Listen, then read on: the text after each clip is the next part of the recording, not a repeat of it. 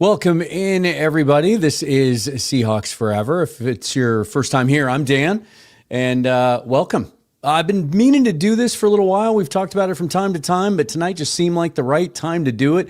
Prime time, under the lights, Thursday night football, Seahawks, Cardinals, big NFC West showdown. Lots of interest and excitement for this one. This is a crucial game for the Seahawks. The difference, we've talked about this for the last 3 days, the difference between being 3-1 in this division, the only division right now that has all four teams with winning records, as opposed to 2-2, with some of the things on the schedule that you have coming up.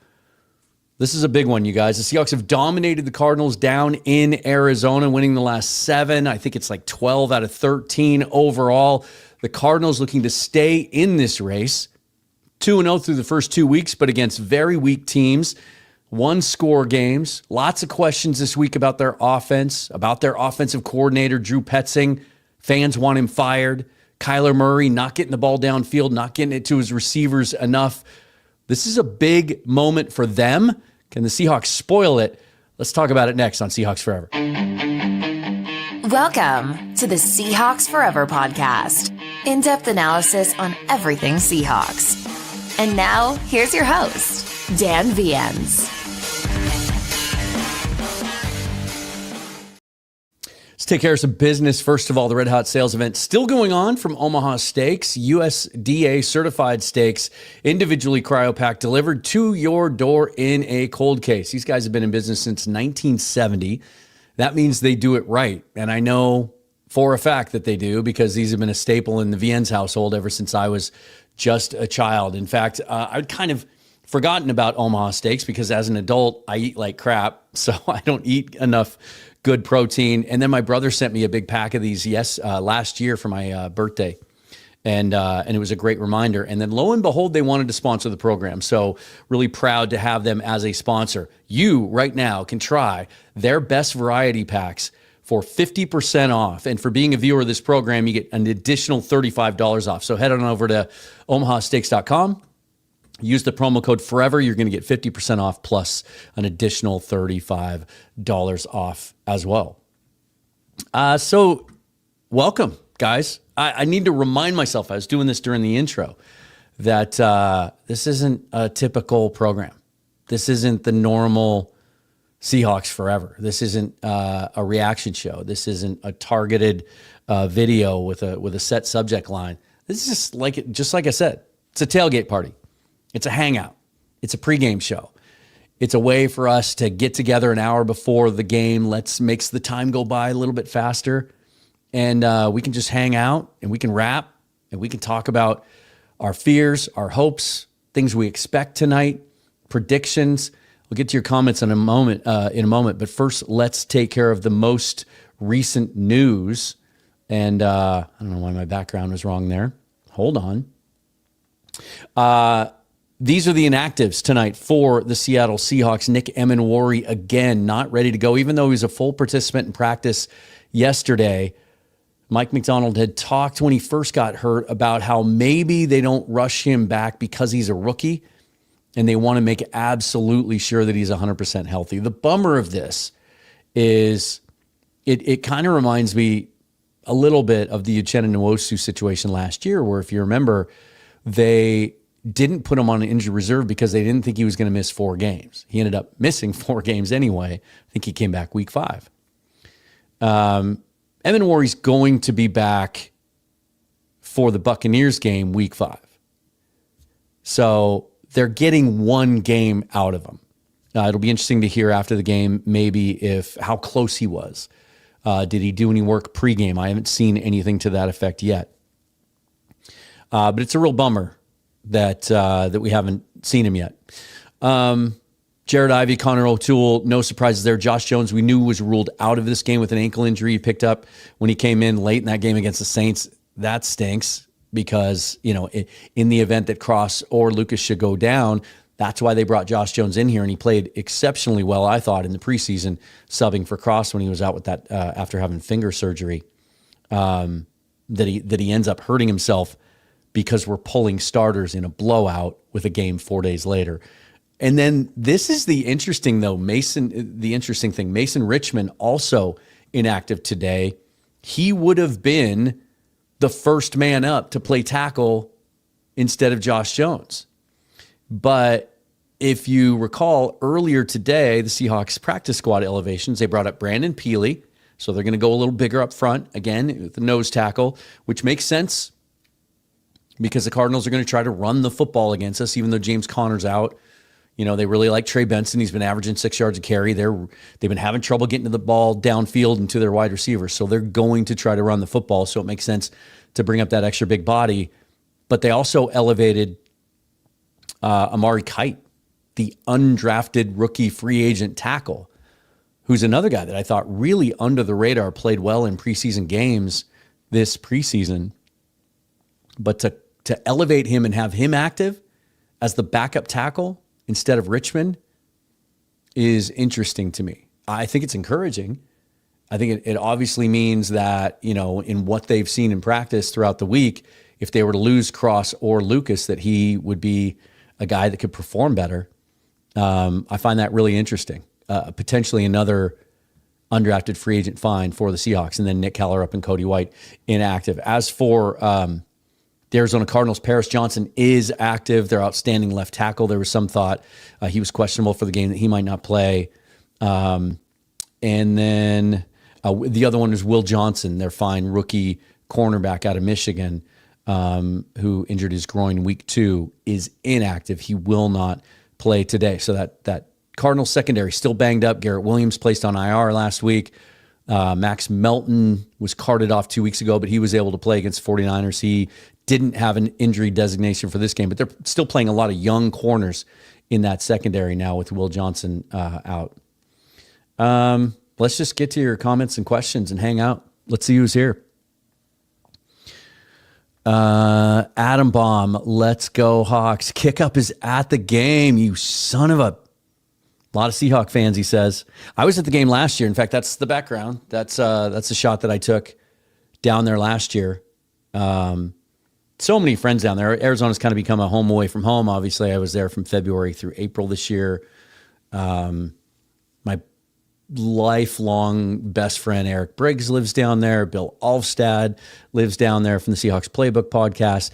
And then, oddly enough, the GM that hired me at El Gaucho 7 years ago when I was working in hospitality, he ended up leaving about 2 years after I joined the company, and he moved to Arizona, and then he became a general manager for Mastro's at the City Hall location in Scottsdale.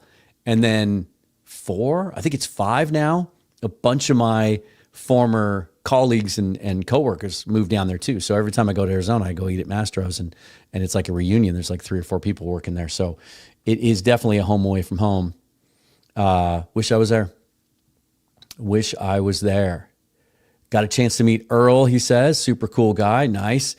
It's interesting that Earl is there, considering what happened his last time there as a player, right? You remember.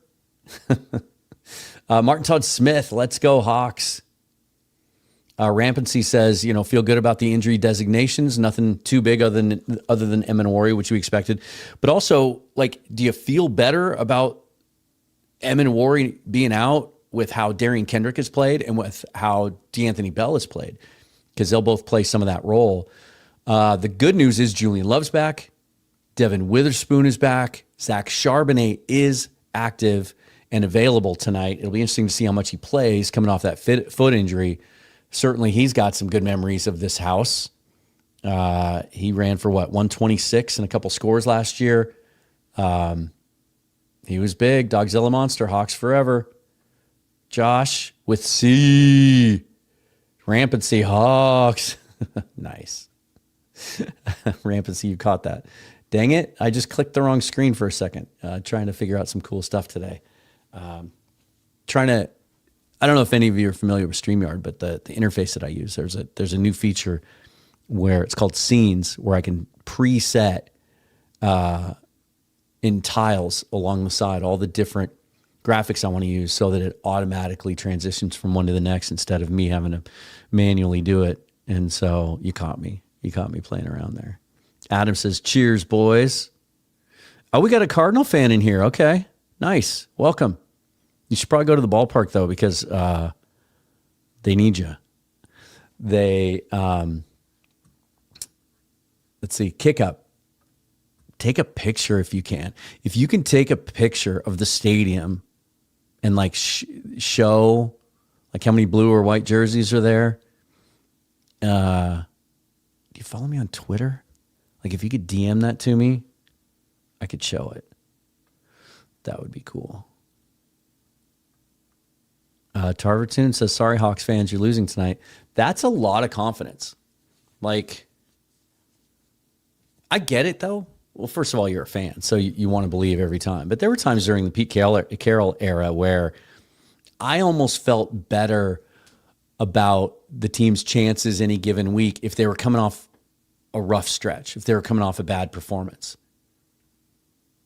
You know, it's pretty easy to be down on the Cardinals right now with how bad that offense has looked, how much you struggled against weaker teams week 1 and 2, how much Kyler hasn't been able to get the ball to the wide receivers. They haven't been able to really sustain drives. And, people are calling for Drew Petzing's job. And then the injuries. James Conner is such a spiritual leader of that team, really heart and soul, as well as being a really, really effective running back. I mean, Trey Benson's averaging 6 yards a carry, but it's the tandem of the two of them that work so well. You know, how are they gonna react to that? That defense gives you a chance, but we'll see. It's I would just say this: have you seen the Seahawks defense play? Because you're going to see them tonight. But thanks for being here. That's cool. I always love having a few people from both sides. Here we go again. Steph says C. Adam Baum says Hawks. How did you know? Martin Todd Smith says the Danimal. I have been called that many, many times. That's kind of the default nickname that I get in the workplace, usually, no matter where I go. Space says, let's go Tarver. Yeah, let's get some friendly competition going.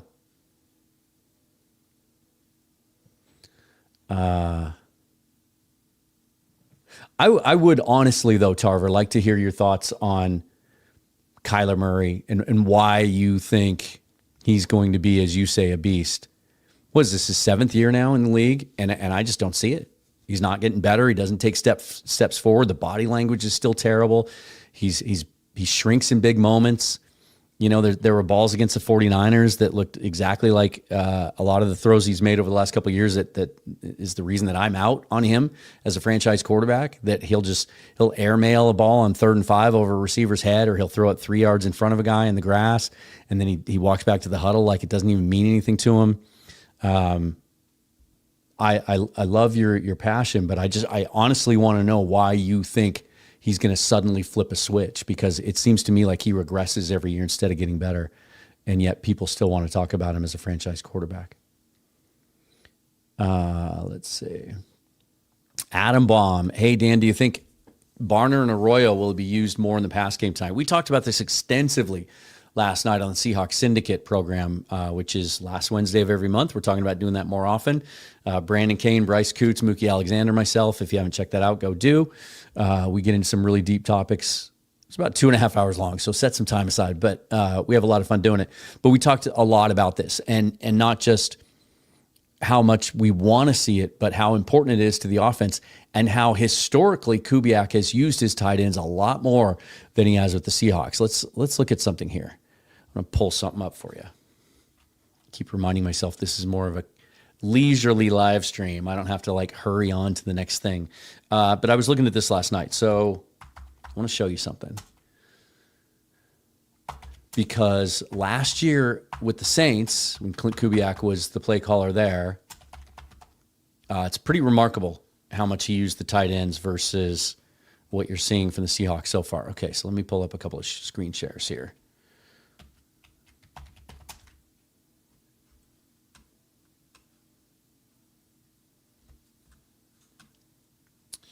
Okay. So.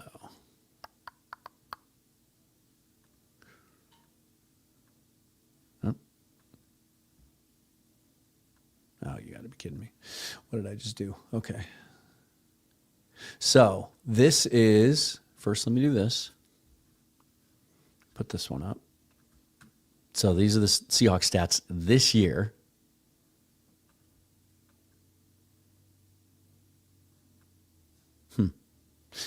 Hang on, guys. I'm having trouble with sharing screens. But anyway, so if you go and you look at the tight end production so far, A.J. Barner, 6 targets for 4 catches. Arroyo, 5 targets for 3 catches. Eric Saubert, 1 and 1. So 15 targets, 8 catches through 3 games. Now, apparently it's only going to let me share 4 screens. This is what the Saints looked like last year. Let's go down to receiving. So, line by line. You can't see my mouse, can you?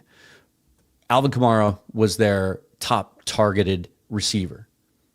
89 targets for 68 yards. And then look at and then Chris Olave, 44 targets, 32 yards. Juwan Johnson, 66 targets. Foster Moreau, 43 targets. Taysom Hill, 31 targets. And then their receptions, Juwan Johnson caught 50. Moreau caught 32. Taysom Hill caught 23. Those 3 players combined averaged 8.2 targets a game. And the Seahawks are targeting their tight ends at what? What did I say? That's 11, 12 through 3 games, so 4, so half as much, right? At some point, it's going to happen. Now, we talked about this a lot last night too, because the laundry list is pretty long of like, I'd like to see him get it to the backs more often. Ken Walker has 5 catches. Nobody else has any.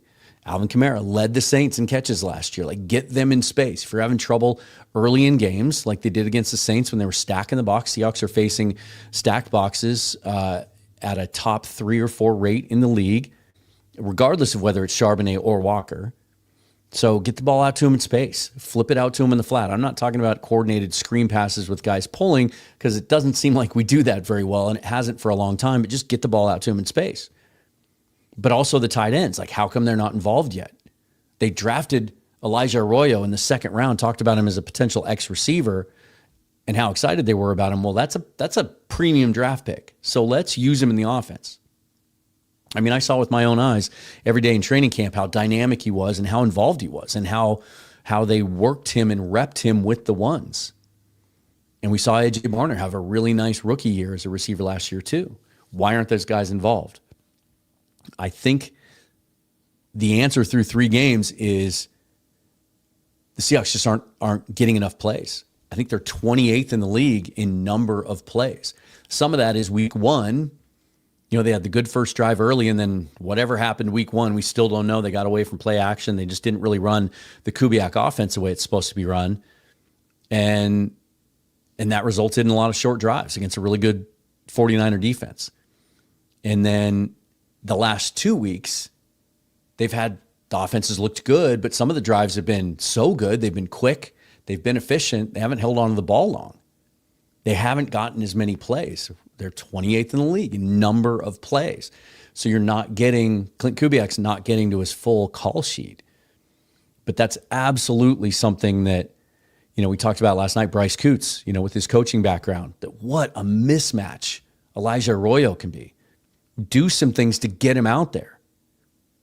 You know, with all those condensed splits and everything, like, he's going to get matched up on a linebacker. Take advantage of that. He's a tremendous athlete. He's great hands. He's a great route runner. Take advantage of him. I think that could be, you might have hit on a little bit of a, what am I trying to say? Not wild card. What's the term, you guys, of what he could be tonight? Yep. And same thing, you know, Horton's getting about 2 or 3 targets a game, but they just haven't run enough plays.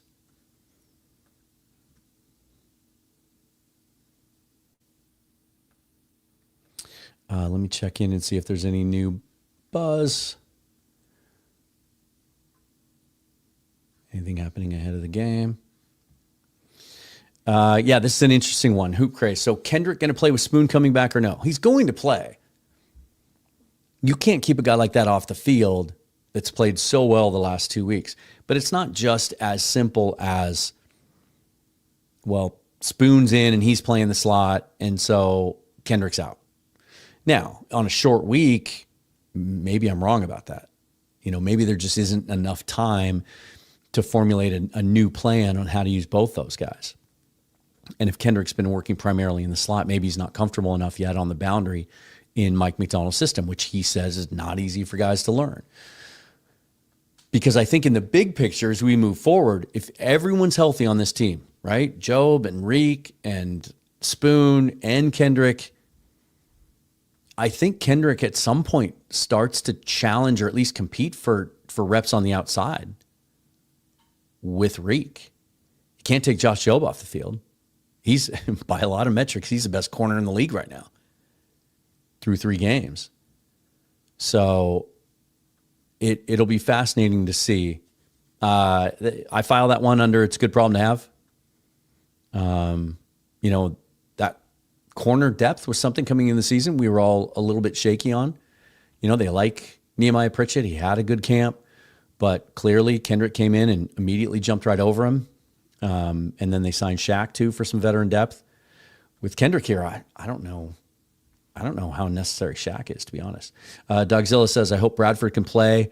This could be a tough defensive line by the Cards. Thanks for bringing that up, because just to throw these up there again, the fact, I think if Bradford wasn't going to play, he was held out the first couple days this week with a back injury, and I think he was limited yesterday. I think he would have been inactive. If he couldn't have gone tonight, they wouldn't have had him active at all. They would have had, they've got Cable do active, but they would have had Richmond active also as another guy that can play guard, I think, or a guy like Shane Lemieux would have been elevated maybe instead of Kite. And then you might have had a little bit of a roster crunch there. In that case, though, and this is something else we can talk about, they probably, they could have also had Milroe be inactive, be the emergency third quarterback, and they could have elevated Lemieux and Kite if they were concerned about that depth. So the fact that they didn't do that, I would expect Bradford to start. It's kind of one of the things I'm looking for here in the feed to see if anyone has any insight into that. Man, I'm telling you, I still am getting used to this East Coast time thing. Like, I had to do so much math today to try to figure out when to start this show and how to plan my day and everything. I do not like East Coast time zone for football. I do not like it. Let's see. Kevin says, big fan of the show. Thank you. Appreciate it. Appreciate you being here. I hope we can put our foot down on them in the first quarter like we did the Saints. I'm honestly expecting a big win like that game.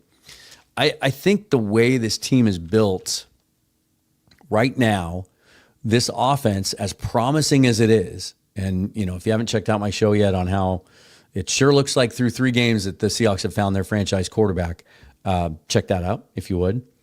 You hear Mike McDonald talk about complementary defense and offense, right? That this offense needs to be consistent in how they sustain drives. They need to do better than we've seen the last few years at time of possession. And they need to get leads early for them to really be at their best. At some point this season, we'll see if this offense can come from behind. But right now, especially with the offensive line being as young as they are and still developing, I don't know if you guys saw this with John Gruden. He did a preview on his whiteboard and everything, and he went right across the offensive line. He's like 24 years old, 23 years old, 25, 26, 24. That how they're built right now, it really behooves them to get out to fast starts and play with leads. And they've done that the last 2 weeks. Although it was brief in Pittsburgh before they took off in the second half. But, we went a year and a half without scoring a touchdown on our first drive. And now we've done it 2 weeks in a row. That's huge because then it allows Mike McDonald to really get into those sim pressures and into his whole bag and throw everything at the Cardinals. McDonald seems to scheme well against Murray. He didn't really threaten us last year. Josh DeHuman, thanks for the super chat. I think Horton could have a big game tonight. He just feels like a guy that each week is going to get a little bit better, right? And is going to have a bigger role in this offense. I think he's going to have some huge games as we move forward here. I think he's going to have some 8-catch, 120-yard, 2-touchdown games along the way. I do, especially as teams start to figure out, whatever method they can to try to slow down Jackson Smith and Jigba. Adam Baum, thanks for the super chat. Appreciate all the content. I appreciate you being here. That's what it's all about. I mean, that's kind of what I was just doing with this. What was my hot take? Last night on the Syndicate, I was asked what I thought of the game, and I guess I'll say the same thing. I don't know if it's a hot take or not. I don't know how Arizona scores in this game. And I don't mean that to say, maybe I'm wording that wrong. I don't mean it to say I don't think they can score. I just don't know how they're going to. Like, their weaknesses play right into our strengths on defense. And this is a Seahawks team that's not only coming together and dialing things in on both sides of the ball, but they're playing pissed off. Make no mistake about it. This team is still pissed about week 1. And it took them a half to kind of get going in Pittsburgh, but then we saw it. We saw them finish. And then last week, I think they took that out on the Saints. And that this week, every speech Mike McDonald's giving is about division game. We missed an opportunity week 1 to be in control of this division in what's going to be a very tight division. The only division with all 4 teams with winning records. And I think it's going to kind of remain that way as we go through. Even if the Cardinals are the Cardinals, one of these teams is going to fall to 2-2 today, but it doesn't mean they're out of it. Like, this division, I think, is going to stay within reach of each other through the first half of the season. The importance of this game, like, Mike McDonald has this team wired so perfectly, and they play so hard, and they play so physical, and they fly around, and they're violent on defense. I see them looking at this game as an opportunity to make a statement under national spotlight. Michael agrees. Hope we get the tight ends into it today. Pop says, I hope Arroyo breaks out. Max says, Kyler's going to get clamped. Benson's going to get clamped. Everyone's getting the clamps. I am certain that the Cardinals, you talk about bulletin board material. I'm sure that they have watched that comment from Ernest Jones after the game on Sunday over and over and over again about how, hey, if you think you're going to run the football against us, good luck. I loved that moment. I loved the tone. I loved the intent of it from Jones, but I also kind of cringed a little bit. You don't want to give teams any extra incentive. The Cardinals already have enough incentive to try to get some things going. But, yeah, Daddy Dennis, go Hawks. Tarver Toon says, here's his answer to me asking him about Kyler. He says, honestly, I think he'll flip the switch tonight because so much money is on the Hawks tonight and Vegas will make the call. It did flip. It was Cardinals opened as 1.5-point favorites, but then I think it was the Connor news mostly that switched it. I think the Seahawks are 1.5 or 2-point favorites now. I appreciate that, and we'll see. Does he need that to motivate him? Because what am I trying to say? He stunk last week, and that was a huge game for them. Why wouldn't he flip the switch then? Who cares about what Vegas thinks? I just don't think Murray has that dog in him. I don't. Pops says, I don't get how the Cards are scoring points today. They barely score points on the Saints Panthers. If the Seahawks play a clean game, I think it's a decisive win.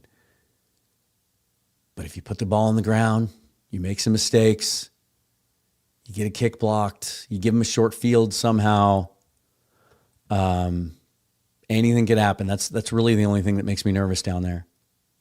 Dogzilla says we could use Kupp over the middle some to lighten the box and get the run game on track. That's where I want to see the tight ends get involved too. Darnold is so good in the middle of the field. For how many years with multiple quarterbacks have we complained about not using the middle of the field enough? And Darnold likes doing it. He's really good at it. When you see the numbers, he's off the charts. He's top 3, 4 in the league at middle of the field. And that's without using the tight ends. ESPN did they flip again? Because they opened at 1.5, and then ESPN had him as a 1.5 point favorite yesterday, and now they're back. Let me see here. Let's check out the game cast from ESPN. You're right. They flipped it back again. Huh. I wonder why. Because they don't care about the money. They just go on their projections. But they had switched it. Yeah. Not with every, like there are some, their favorites, I think in Vegas, they're favorites. Dreams, good to see you, buddy. All right, here's our first legit prediction. Addis the Gamer, I think the score will be 24-17 Hawks. Not going to be an easy game since it's a division game. That's true. But still, the Seahawks should be a better team on paper. In my opinion, I think the Seahawks will find a way. Thursday Night Football hosts telling Russell to retire. I think it just depends on Russ wants. If he truly loves the game and wants to keep playing it for the joy of the game, this is the biggest test because I don't think he's ever going to be handed an opportunity to be the starter again. He's going to have to take his next job if he wants it, knowing that he's the backup. And if you want to be that guy, you can still make a damn good living doing it. And you can teach some other guys and be a positive influence in the locker room and all of that. If he retires this offseason after saying he wanted to play till he was 50, remember that? He wanted to win 5 Super Bowls.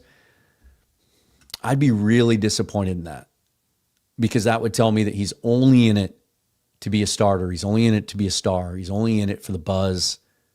All that other stuff that near the end of his tenure here in Seattle, we thought became more important to him than playing football. It would just validate that. It would confirm that.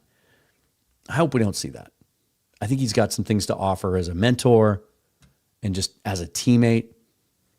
Zachary says, win the turnover battle, win on third down, win the game. Zachary, thank you for the super chat. Yeah, I agree. And they really haven't been good on third down overall. They're less than 50%. You want to be there. The weird thing is they've been good on third and long. They've converted some 3rd and 7, 3rd and 8s.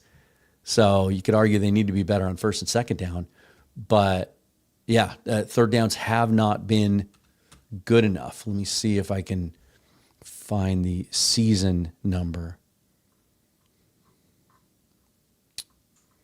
Not on that page. Here we go. Third downs, 38 or 36.36%, 12 out of 33. It's a third of the time. Not good enough. Not good enough. 1 for 2 on 4th downs. Their opponents, though, are 38%.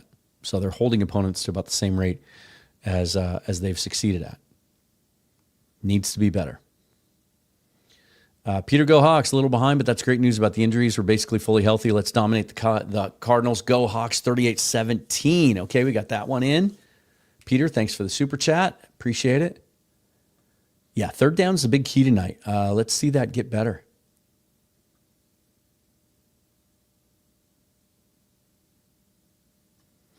Someone else on their way to the game. Ryan, have a good time. Cheer hard for the Hawks.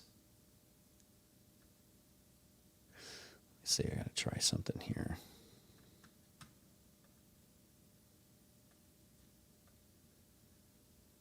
Hang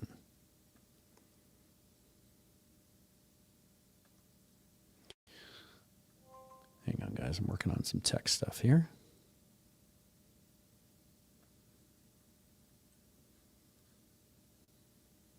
No? Man, I had this thing all set up. Took me an hour to do it. And now it's not working. So you guys discuss among yourselves while I work on something here.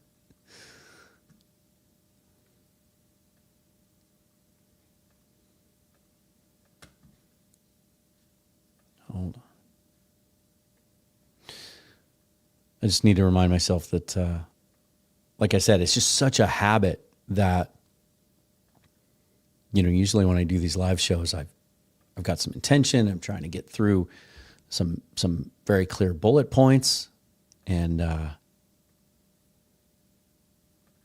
so I feel like I'm kind of in a hurry sometimes, and I don't like the dead air. That's just the old broadcasting habit in me. But then turned on a live stream from my buddy Brandon Kane on the Hawks Nest the other day, right? Who just does these epic long live streams, and is a colleague on the Seahawks Syndicate, and he was just chilling. He was just chilling on the live stream, like eating. All right, I think I got it here. Okay. Well, let me see if this works. Hey, look at that. Just want to tell you guys about the Sleeper app, and also want to make my picks, and then I can kind of show you how this works. So this is the best sports app out there right now. Let me just show it to you real quick. You can do any sport, but we're going to focus obviously on football, right? You can play fantasy football. You can get into any league. I was introduced to this last year by the guys on 12 Talk. We played a best ball league. We've got our Pick'em league. There's 30 of you in there.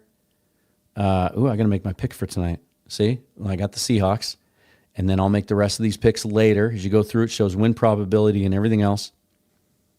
Go to our pool here. Let's just check this out. Eric for the Seahawks is 25-23.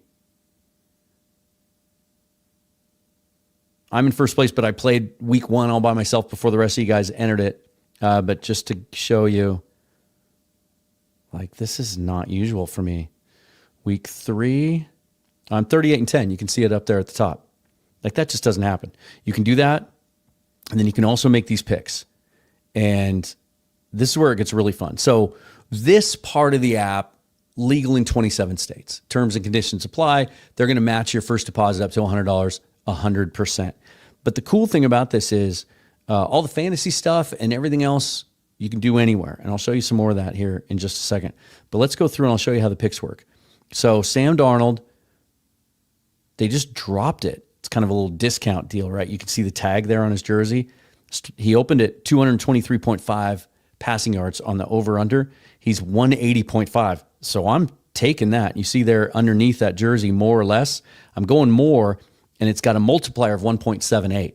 So I'll get 1.78 times the return on my investment there, right? So I'm taking Darnold over 180.5 passing yards. Kyler Murray, 30.5 rushing yards. Does he have a passing yards? Let me see here. Kyler Murray, 222.5 yards passing. I'm tempted to take the under on that. Ken Walker, 0.5 touchdowns. I'm going to take more than that. I think he scores tonight. And then JSN, 80.5 receiving yards.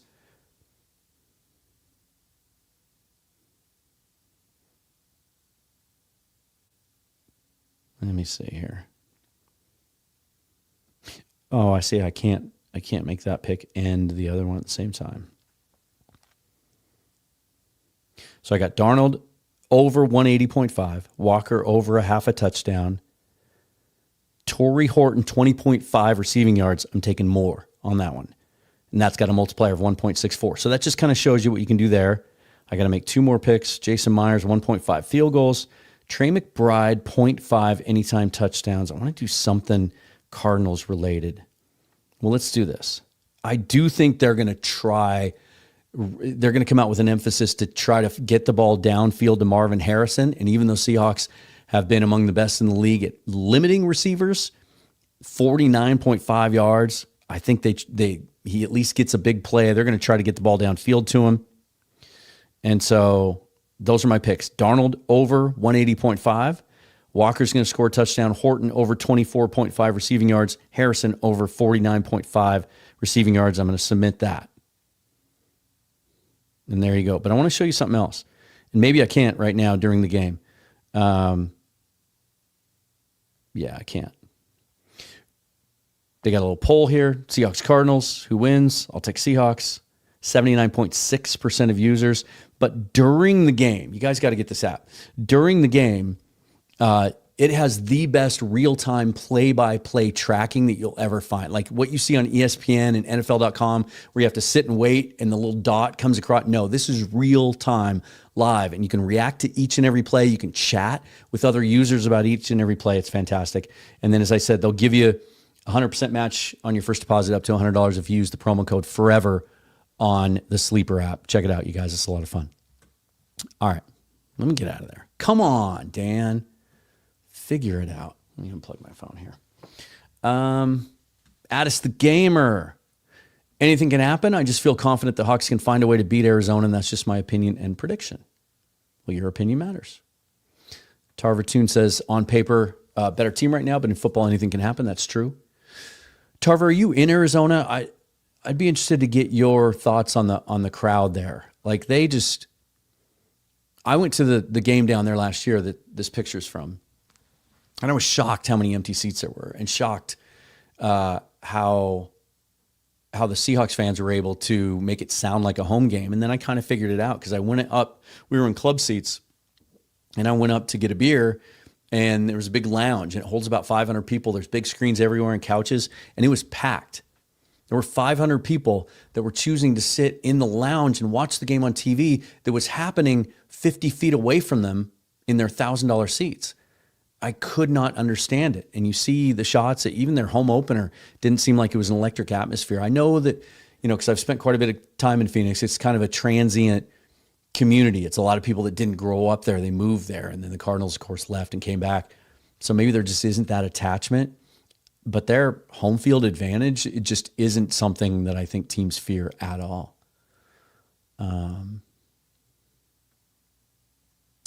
Matthew McManus, if JSN keeps getting open downfield, why would you go away from him? Once they get the opposition to commit to stopping him, Arroyo's opportunities will skyrocket. That's true, but again, I think if they were running more plays and sustaining more drives, again, they're 28th in the league in number of plays run, then I think you get to more of that playbook. But yeah, to your point, I think the 49er game is the best example of that. 49ers are doing everything they could to adjust to JSN and stop him. They started playing almost exclusively man in the second half.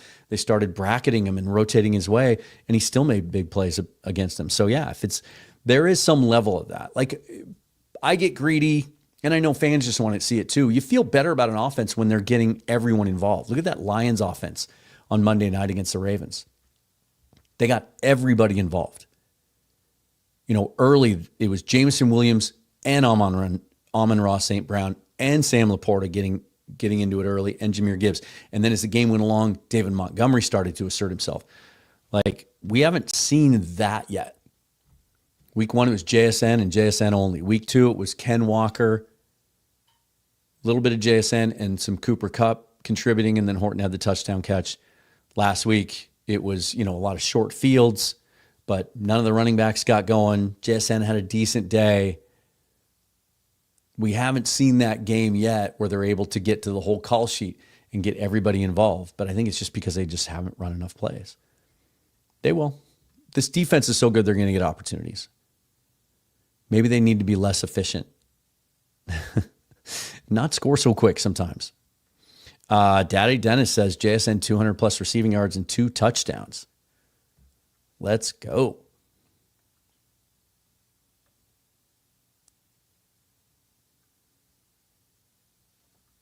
Oh yeah, have we seen the uniforms on the field yet? Let me see. I've got the game over here. Let's see. What is kickoff? Is in a half an hour? Like, nobody's in their seats. Is it a traffic issue? What is going on? Yeah, Bradford's going to start. So same 5 guys have started 4 games in a row now. That's huge. This team, that offensive line needs to continue to play together. That continuity, they're just going to get better and better. We see the individual pieces. We've seen Jalen Sundell do some cool stuff. Gray Zabel has had some misses. He's a rookie. He's getting beat sometimes, but overall, like, he's graded well. And, Brian Baldinger loves him for certain. Charles Cross is playing really well. Abe Lucas is playing really well. All the metrics favor them in most cases. but you have a miss here, a miss there, a miss here. It's still not an interior offensive line, certainly, that you can put among the top half of the league. But I will say this, we see the incremental improvement. We've seen Sam Darnold's time to throw creep up each week. Week 1, it was like 2.2, and now it's up to about 2.9, 2.8 seconds. And that's allowing him, now you're seeing the average depth of target. It was 8.5 the first 2 weeks. This last week, it was 16. He's able to get to his second and third reads. He's able to push the ball downfield a little bit more.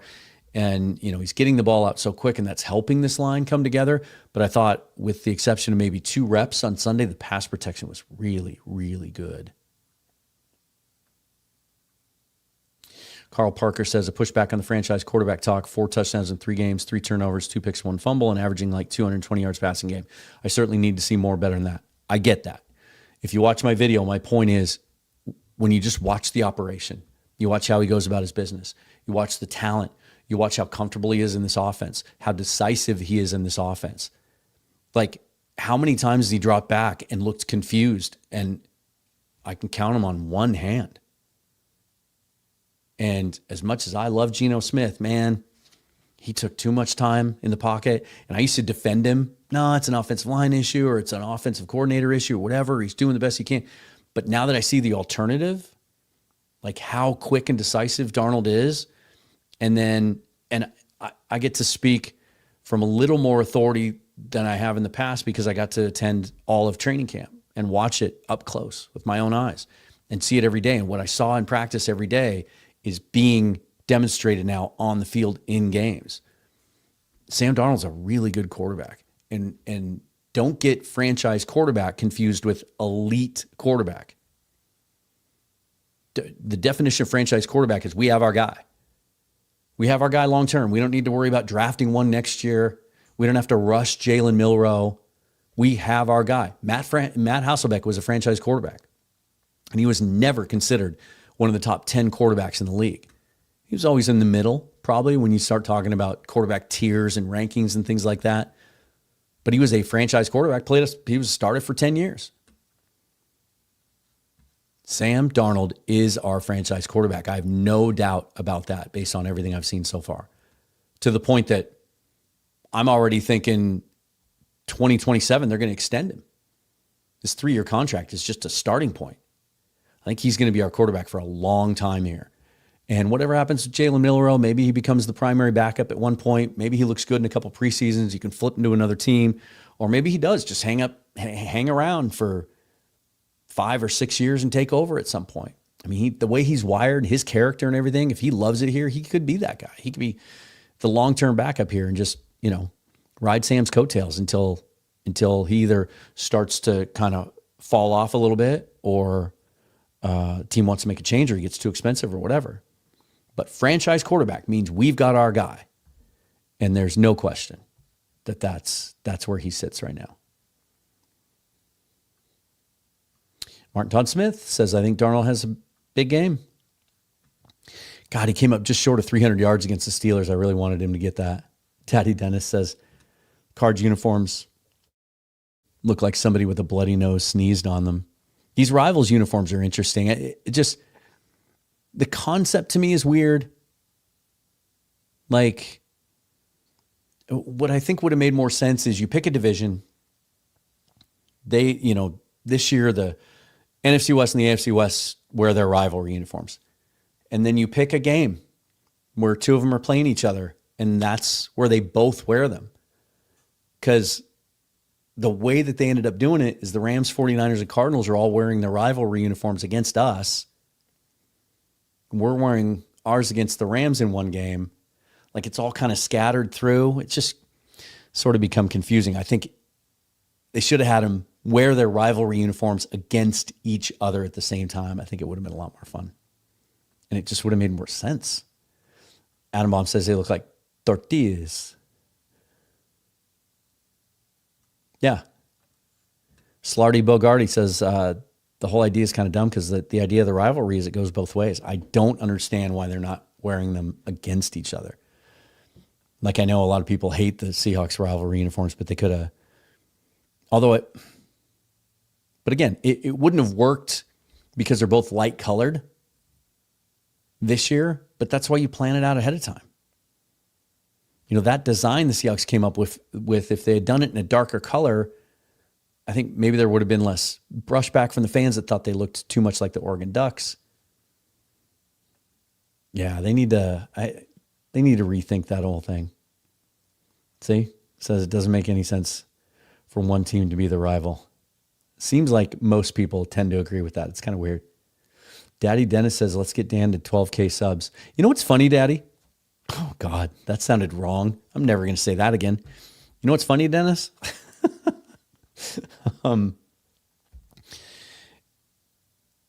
Subs and views go down during the season. Like my most growth that I've experienced the last 2 years is in the spring. I went from 7,000 to 10,000 subs this year in the spring doing draft coverage, right? Senior Bowl stuff and pro days and mock drafts and combine and all that. I think that's where the nerds come out the most. And I lean into that stuff because I love doing it. Not all the creators do. And so there's less competition. There's less people doing it as much as I'm doing it that time of year. And there's not more demand for it, but there's more passionate demand. People that are into the draft and that part of the off season are really into it. And so they want all the content they can get. And then once we get to the season, like, thank goodness I get promotional opportunities during the season, or I wouldn't be able to do this full time because views go down. Like my YouTube revenue goes, which is why I appreciate so much when you guys do the super chat and things like that, and sub to the Patreon and the Substack and those kinds of things, because YouTube during the season, there's just everyone's doing the same content, and then your window of interest shrinks, right? So the lifespan of a video that you do on Wednesday on it, like I hesitated to do that Sam Darnold video yesterday because as soon as the game's over, then there might not be as much interest in people watching it, even though it's not tied directly to the game. But like game previews, like no one's going to watch the show that Walter Mitchell and I did Monday tomorrow. And so it's a little tough for sledding during the season. And that's reflected in subscriptions too. You don't attract as many new viewers during the season. It's just your regular viewers continue to come back. It's interesting. It's something I'm always trying to kind of figure out different ways to just do better content, more appealing content, but without getting into some of those slippery slopes that some people get into where you just the clickbait, and just try to stay organic and genuine, and it'll grow however it's supposed to grow. But thank you. Thank you, Dennis. I appreciate it. Let's see. Tarver says, I think I'm right. I think you're right? About what? Which one? Because I'm not right all the time. Let me go down and see what we got here from the new comments, because I get a little bit behind too. Yeah, Charlie says the new helmets look tight. The actual outfit, not so great. Too bad it wasn't blue with silver instead of white and green. Yeah, I thought they looked really clean. I didn't love the Wolf Grays when they were out. I just thought they were kind of bland. But these I thought were kind of cool. I recognized in that first moment that, yeah, they look kind of Oregon Duckish, but I didn't mind that. Because also my view on that is all the uniforms have been done. It's really hard to come out with original uniforms. Like some of these rivalry uniforms are cool, but they're not original. They've been done in the USFL or the XFL or the UFL or NFL Europe or college football. Because they're all, once Oregon started that trend, man, college teams, they all have 4, 5, 10 alternate uniforms now. Even my Cougs have, 20 different combinations. What's Marshawn Lynch doing taking batting practice in Arizona? What's up with that? By the way, how many of you guys went to the Mariner game last night? Which, by the way, did I just do 2 by the ways? Just want to give a shout out to my buddies over at Fast Fashion Brewing. If you're at the game tonight afterwards, stop in there. First Avenue, right across the street from Showbox Soto, right next door to Hooverville. They make some of the best beers in Seattle. I absolutely love everything I've tried there. It's a father-son duo. Matt's the guy that runs it. Say hi to him if he's there. Tell him you watch the show. and that Dan sent you. But really proud to have them as a partner on the show as well. So thanks to those guys, and absolutely get in there if you get a chance. If not this week, if you're not going to one of the Mariner games, next week when they play Tampa Bay at home, swing in there. It's good stuff, guys. And I'm not just saying that because they're a partner. It's really, really good. Here's kind of a fun little stat. Head coaches with 9+ wins in their first 10 road games in their history as a head coach. If he wins tonight, he goes 9-1. So he'll be tied with Paul Brown, Don McCafferty, and Sean McVay, with George Seifert leading the way at 10-0. And I feel like they got some of their home mojo back on Sunday. I know it wasn't the best opponent, but you know what? That same opponent, the Cardinals had to pull it out at the end, week 1. The Niners had to pull it out late in that one, week 2. Nobody was saying, oh, the Saints stink then. They were saying, hey, they got a little something to them. But I feel like they got a little something back at home. Like, that place was loud. The broadcast just kept talking about it the whole day and all the way through. That was good to see. Also, we were talking about Sam Darnold earlier. This is a compilation of some of the key, the more prominent statistical measures that are out there. Like, take your pick, whatever your favorite stat is, right? And I know it's small on the screen, but Darnold is top 10 in all but one of these metrics. PFF grade, number 1. EPA per play, 8. Success rate, 3. CPOE, 2. Clean pocket, dirty pocket, play action, non-play action. He's like top 8, top 10 in everything through 3 games. And that includes a game that, statistically week 1 wasn't very good. And that includes with 3 interceptions. He's been good.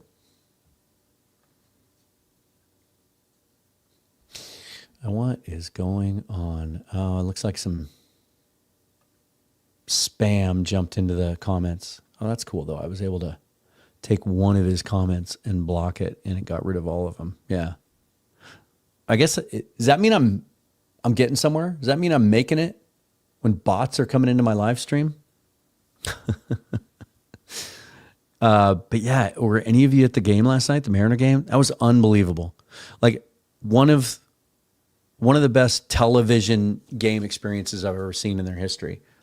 Didn't get to watch the Cal walk-off to clinch the playoff spot 3 years ago. I was working at that time during the game. Yeah, Dream says, I made it. But like, watch the Edgar double in 95 to score Griffey against the Yankees and win that series. I was watching that on television.